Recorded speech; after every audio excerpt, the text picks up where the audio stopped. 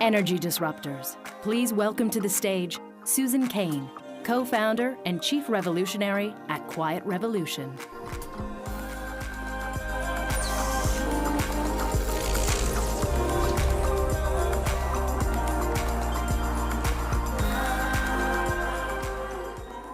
Hi, everybody. It's so great to be here with you today. We're going to now talk about a very different kind of energy for the next 40 minutes.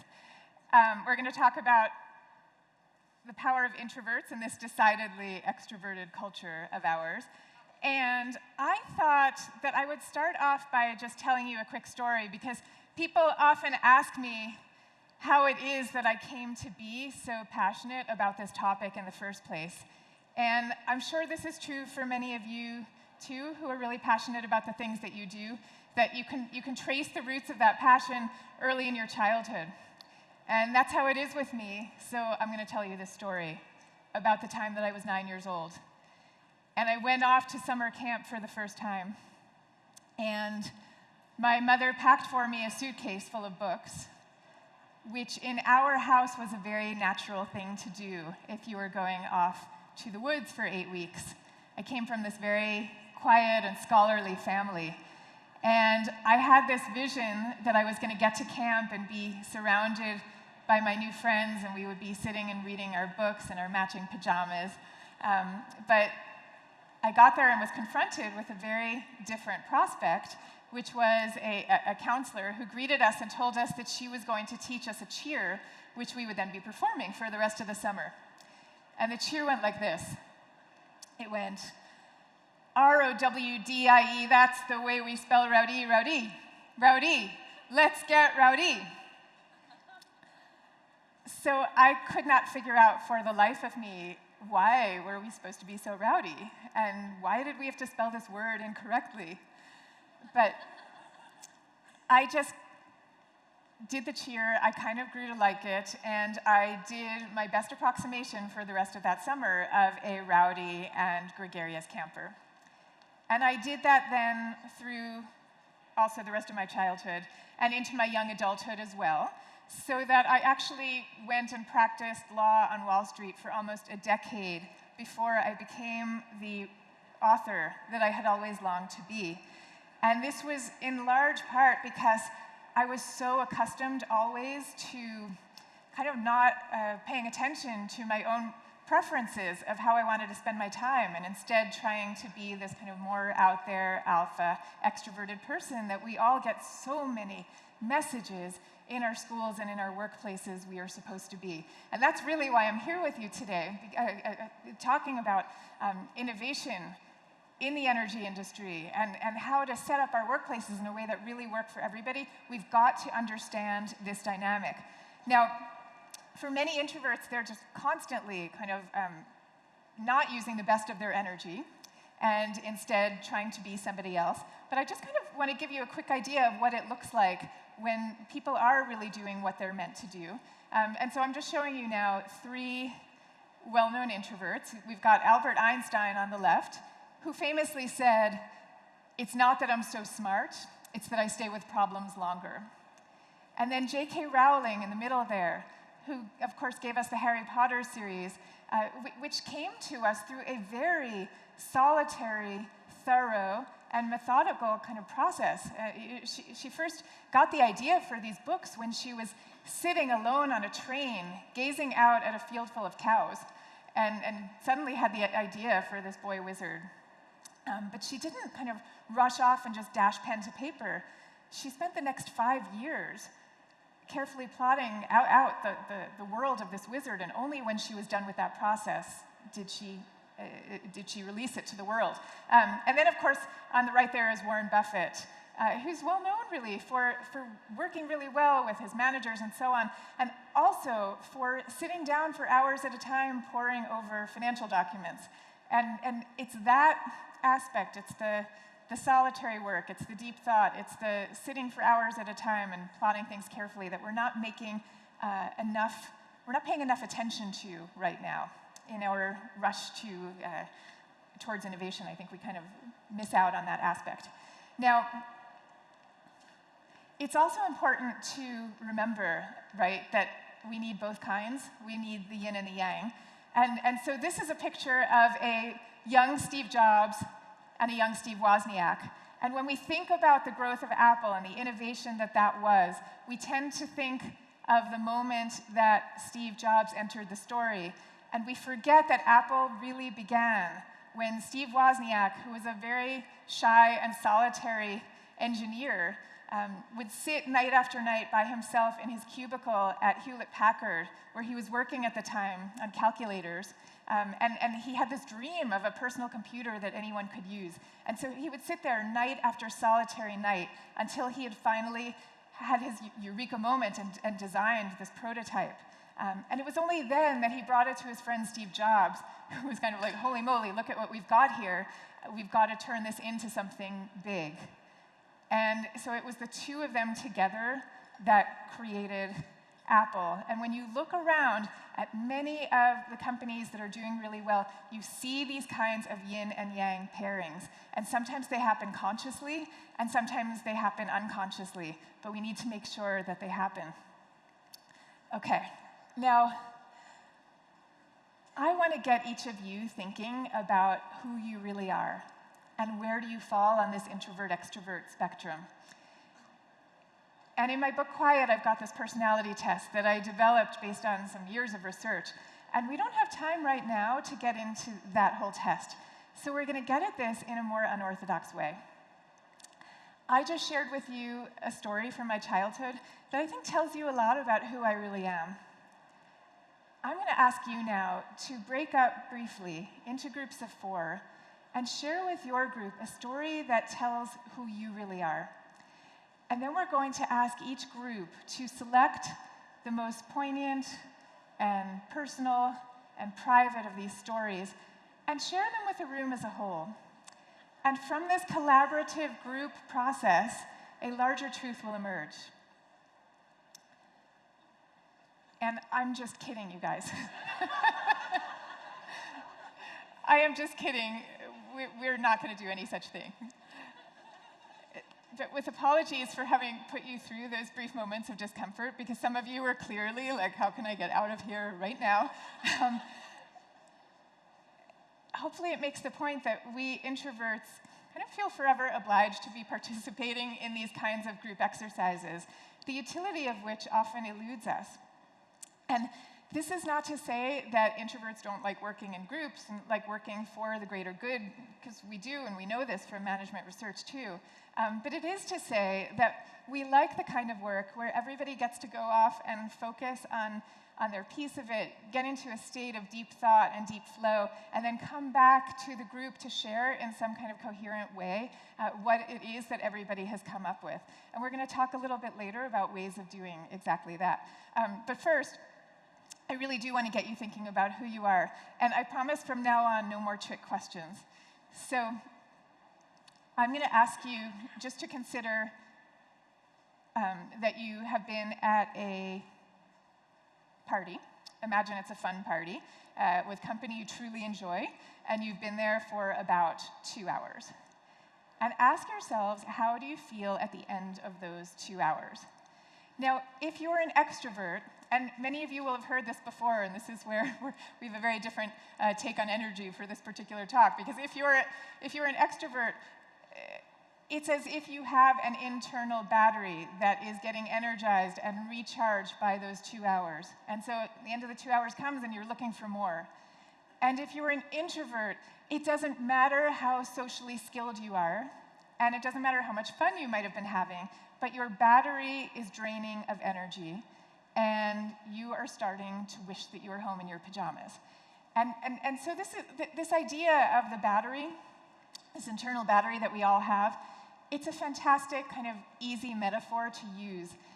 I also want you to understand that it's only a metaphor for what's happening neurobiologically, because the thing is that we are all wired differently. Introverts and extroverts, we have different nervous systems. And so the nervous systems of introverts react more to stimulation of all kinds. And this means that we feel at our most alive and switched on when there's less going on around us. And extroverts have the opposite kind of nervous system, where you react less to stimulation, And that means that for you, you're in your sweet spot where there's more stimulation coming at you. That's when your nervous system is at the right place. And for you, when you're spending too much time on your own, let's say, or there's just not enough inputs coming at you, that's when you start to feel kind of listless and sluggish. I'm showing you this photo of babies to make the point to you that these differences have been tracked in babies as young as 4 days old. Scientists have done studies where you give sugar water to these babies to suck on, just after they're born, and you find that the babies who salivate more in response to the sugar water, which shows us that they have nervous systems that react more to stimulation, those same babies are more likely to be introverts as they grow up. Like, they're always going to be reacting a little bit more to everything going on around them. Now, we tend to think of all of this as having mostly to do with how do you show up at the company holiday party? How do you behave in a meeting? But it's actually much broader than that. So for example, the psychologist Russell Gein did a famous experiment where he gave math problems to introverts and extroverts to solve, and he found that the extroverts did fine. Oh, and he had background noise playing while they were doing the math problems. And he found that the extroverts did fine while the noise was loud.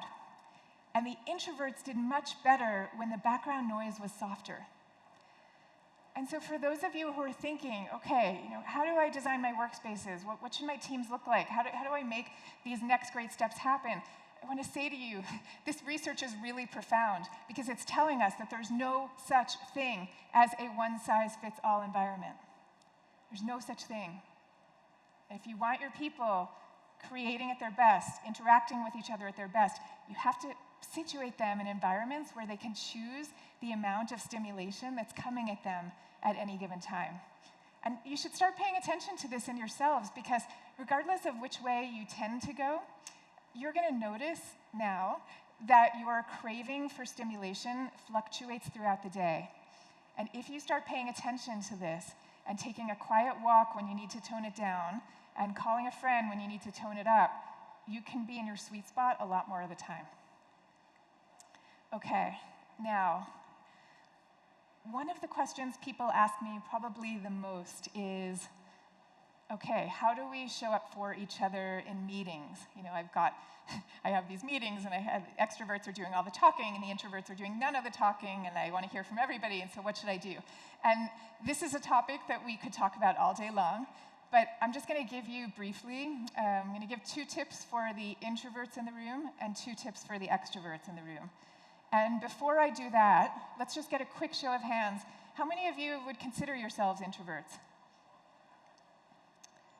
Okay, and how many extroverts? Okay, it looked like maybe slightly more extroverts.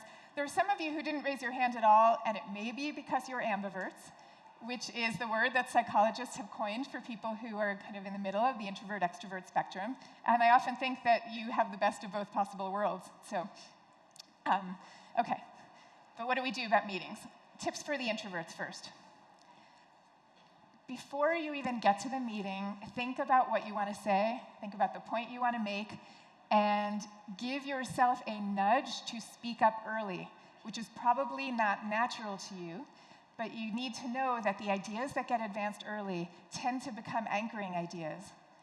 And even more important than that, emotionally, the people who speak early become kind of emotional centers of the room, and other people will start directing their eye contact to you and their energy to you. And if you wait too long to speak, the opposite thing happens, where emotionally you kind of drift more and more to the margins of the room. And it's not to say you can't get back there from the margins. You absolutely can. But it's easier to start plunk in the center. So just try that and see what happens. Second, introverts. I hear this all the time. People will have an introverted colleague or boss, and something good will happen in the team. And they think that their colleague or their boss doesn't care, because we might feel really enthusiastic about stuff, but we tend not to show it so outwardly. And we've got to give ourselves a push on this one. And I'm going to tell you now a story from my life, to give you a sense of what this looks like, kind of in everyday life. So I am married to an extrovert, and he has, how do I say this? He's got a really lovely way of expressing enthusiasm. And when I first met him, I had just left my career as a Wall Street lawyer, and I had decided to become a writer. And I thought I was going to write a memoir in sonnet form, because why not? And so at the time that we met, I had written a few poems. And he was about to publish a best-selling memoir of his experiences as a UN peacekeeper. And we had been on a few dates, and very nervously, I handed to him some of the poems that I had written for him to take home. And later that evening, I got this email from him.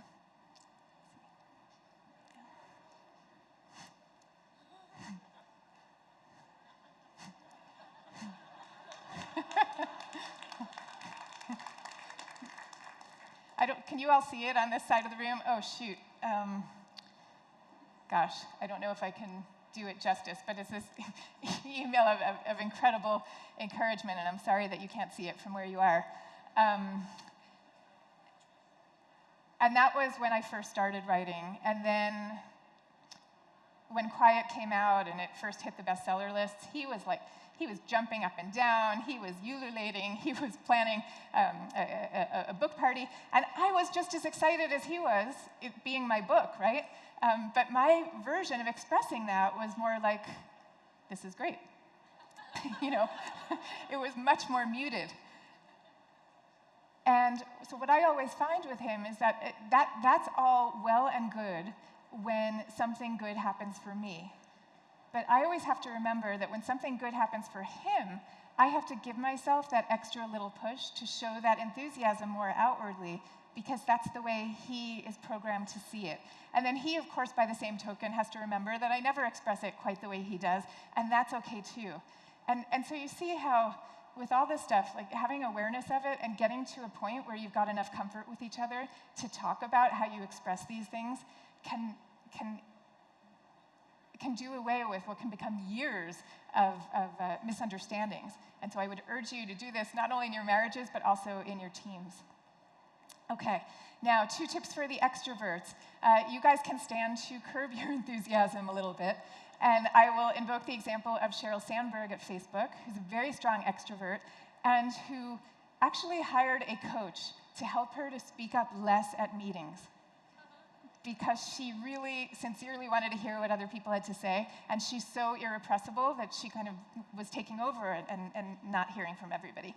So little tweaks, just start paying more attention of how much everybody is speaking and make the tweaks that you need to even it out. Extroverts, I would also say to you to know that you're not going to get the best of an introvert's heart and mind in an all-hands meeting. You're going to have them, and you want to know the good ways to do them. But when you really need to know what's going on, try to schedule a one-on-one and let the person know what it is you want to talk about in advance. Because introverts want to process before they show up to talk with you. Okay, now, what else should we know? I'm going to give you a few more tips and then welcome Holly back to the stage. Okay. First thing is what to do about your comfort zone, because you all might be coming away with the idea that I'm saying to you, be who you are, always be who you are, never do the uncomfortable thing. And I would not say that at all. I think we all need to step outside our comfort zones all the time. But the key is to do it strategically. So you want to figure out what are your personal projects. What are the things that really matter to you in your work and in your life? And in the service of those personal projects, that is the place to go, that is the place to go outside your comfort zone. And then when you're done, come back and give yourself a pat on the back and go and close the door to your office or do whatever it is you need to do to take a break. When we talk about discomfort, I also want to talk about fear, because I know you all have your fears, regardless of whether you are open about them. Let me just take some water.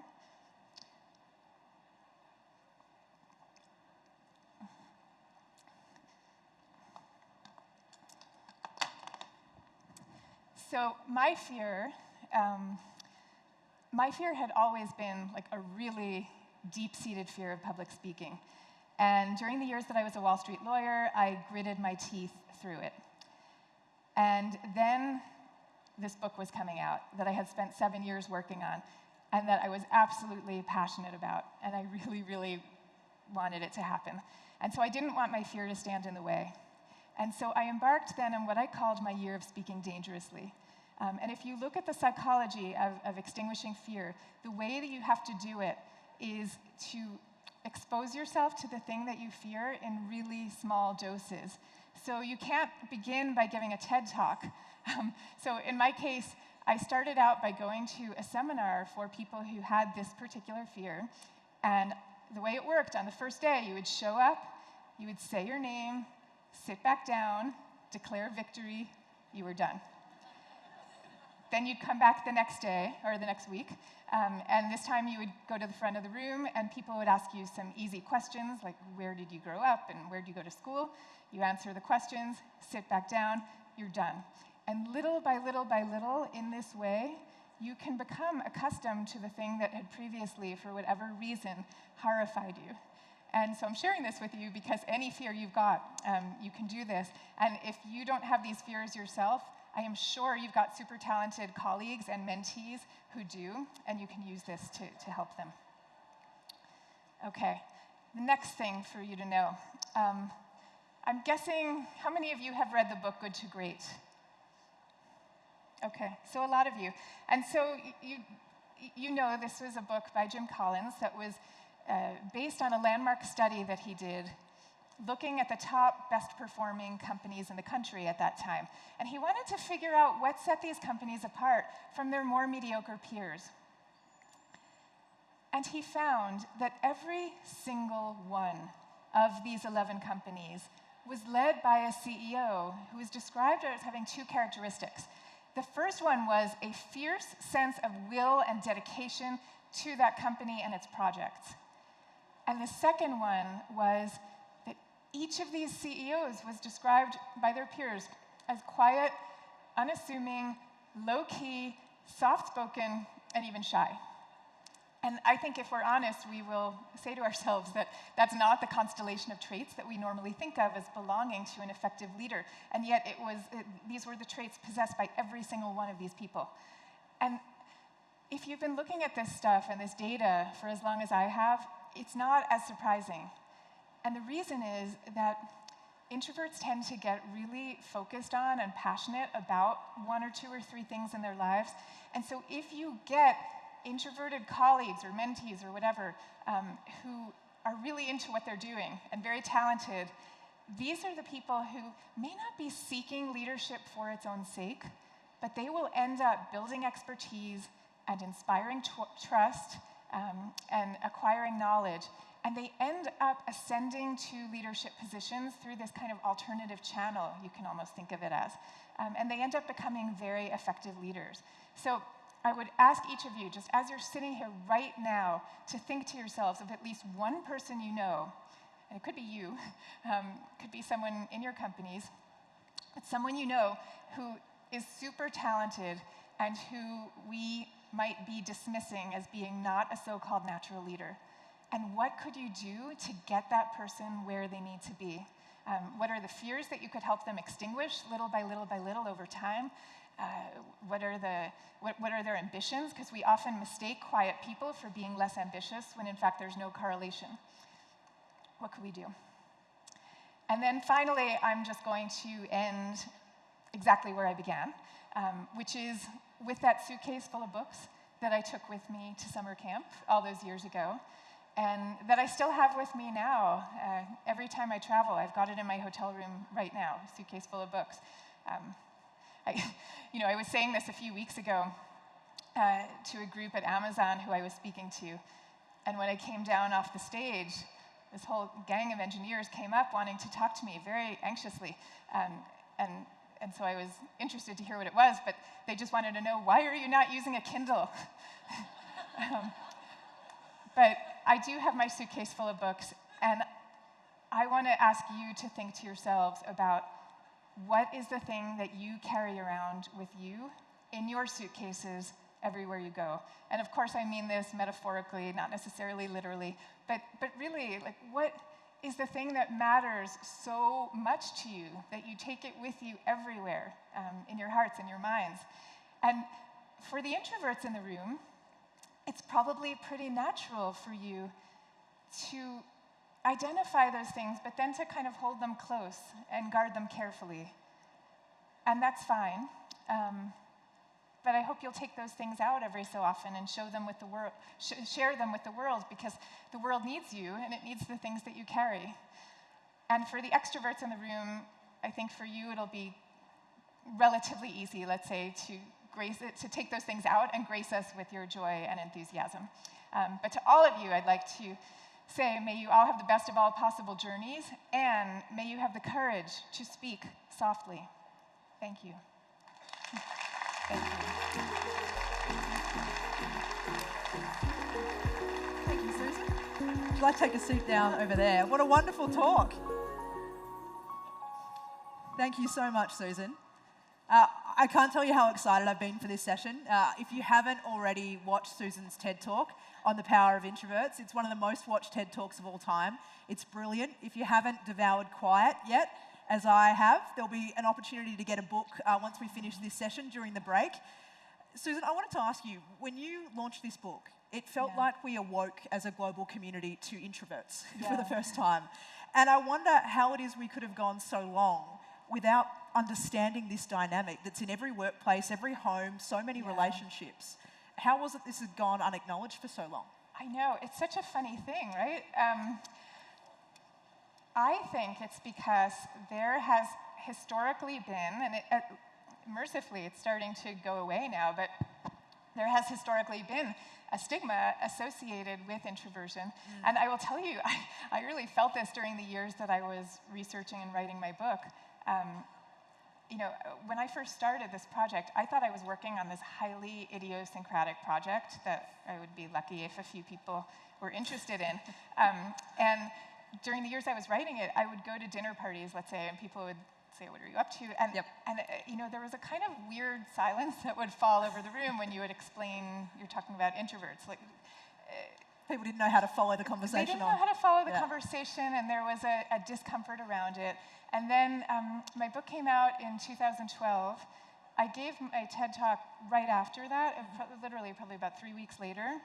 And I came off the stage, and for the rest, I was one of the first speakers at TED, and TED is this week-long thing. And after that, I was literally mobbed for the rest of the week by all these mover and shaker people coming up to tell me secretly that they're introverts too. And they were like, don't tell anybody, but you were talking about me also. And so I think that's why we didn't know. So there's a stigma we're having to destigmatize with time. Yeah, and the letters that I get from people are always like, wow, I thought I was the only one who felt this way. Yeah. And it's kind of crazy to me, because I walk around the world and, you know, millions of people are saying, I thought I was the only one who felt this way. So. And I imagine for introverts, it was, wow, someone's talking about me, I'm not the only one. And for extroverts, it's probably this, oh, wow, there's a whole other way I have to think about leading, and the culture and the dynamic I create in the teams and the organizations I'm a part of to make sure I'm harnessing the whole capability of the people that are in the room. No, I think that's right. And this is probably as good a time to say as any. Like, I love extroverts. Like, I deeply, sincerely love extroverts. You're married to one. Exactly. And I say that because I think that people can sometimes mistake this message to be like up with introverts and down with extroverts. Sure. And of course that's ridiculous, right? Yeah. So I think it's really a question of like figuring out collectively what is the right language for us all to understand this, so we just can, you know, work together, enjoy each other a little more, and work together. And I think that came through in your presentation with the tips on both sides of the coin of how do we do a better job in how we show up, and how do we do a better job of how we invite the contribution of others. Yeah. I wanted to quote you. I thought it was really interesting in your book. You talk about and you argue that we've excessively and misguidedly in many ways kind of favoured the extrovert. And you make the comment, we make them our bosses and our political leaders, and we admire their self-help books. I wanted to ask you, now we're in an age of social media where popularity and personality seem to have just taken things to a whole other dimension. Yeah. How do we kind of check our own bias when it comes to favouring one disposition over another, or letting the noisiest dominate, given the platforms are even more available? Yeah, well, it's funny because when you talk about the online platforms, it's a bit of a mixed bag because there are many people who will tell you that they'll call themselves online extroverts and offline introverts. So like anybody can post the photos on Instagram and on, right? Like you don't necessarily have to want to be out and about all day long. So there is that, but I think that role models go such a long way, and so taking a moment to think, okay, who are the people in my family, who are the people in my work life, who are the people out there in the world who I really admire, and you start to pay attention and you'll realize there's lots of introverts and extroverts among them. Yep. And I think that's kind of the deepest root to our heart, or the quickest way to our hearts, let's say, when we think of individual people who we already love and admire. I wanted to ask you about the extrovert-introvert topic and dynamism in the context of disruption. It's a huge part of the conversation that we're here discussing. Yes. When it comes to disruptive ideas and change and innovation, in that context, what do we need to be conscious of from an introvert and an extrovert lens? Yeah, okay. Well, we are living right now, I believe this deeply, we are living in a moment, a cultural moment that I call the new groupthink.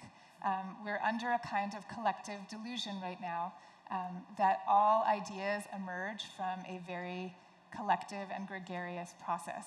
And I think we really need to pull ourselves back from that. And yes, of course, we definitely want the exchange of ideas, and we want the collaborative moments for sure. But we desperately need to bring back moments and spaces for deep think and deep flow and deep work, and a lot of that happens in private. When psychologists have looked at who are the most creative people, and they look at all different fields, they look in art and in science and in business, like across the board, they almost always find that it's people who are at least, even if they're not natural introverts, they're introverted enough that they can withstand solitude, because you cannot do really deep creative work without solitude. You just can't do it. Yep. And we see this like with Jeff Bezos at Amazon, where I'm sure many of you will have heard the way he runs meetings there is he has people spend a week in advance preparing like a really deeply thought out memo about what they're going to talk about at the meeting. Then everybody shows up, and for the first half hour of the meeting, they all sit there silently reading this thoughtfully prepared memo. And only then do they start to discuss it. And I think that's the right direction. I really like that line. You've got to be able to be introverted enough that you can withstand solitude. Yeah. And it's so interesting because it really flies in the face. You talked about the extroverted bias. We also sometimes in innovation conversations have an execution bias. We've got to get it done. We've got to get it done now. Yeah, sure. And so that creating the time and space and valuing deep think, quiet reflection, it's probably more of a scarce commodity than it ever has been right now. It's a scarce commodity, and it's about to grow ever scarcer because, of course, we have a generation that's growing up with the minimal attention span, digital era, and then it's happening to all of us also. I mean, even for people who didn't grow up that way, like me, I see it happening to my brain as I'm doing this, just like everybody else. So it's increasingly scarce, and it's something that we need to pay really conscious attention to. So you can use techniques like the Jeff Bezos one. You can do things like decide if it works in your organization. Every Tuesday we're not having any meetings, and we're not even going to interrupt each other much on Tuesdays. That's the day where we're scheduling it for deep flow. The best thing probably is to get together within your teams and figure out how collectively can we create these spaces for all of us to do it. It's the introverts who are probably emotionally hungry for it, but all of you need it, whether you're introverts or extroverts. Yeah, great advice there, I think. And one of the other topics we've been touching on today is kind of continually casting our eyes to the future. What does this look like in 10 years and 20 years? Yeah. When you look at the dynamics that we've got now, how do you think extroversion, introversion will shift in leadership and in the dynamics of our teams when you cast forward, thinking about that next generation to 10, 20 years down the line? Well, I think that it's going to keep on improving, kind of like this, and it's almost like an asymptote where it's going to take a really long time to actually, or never, I don't know, reach perfection. But I think of it something like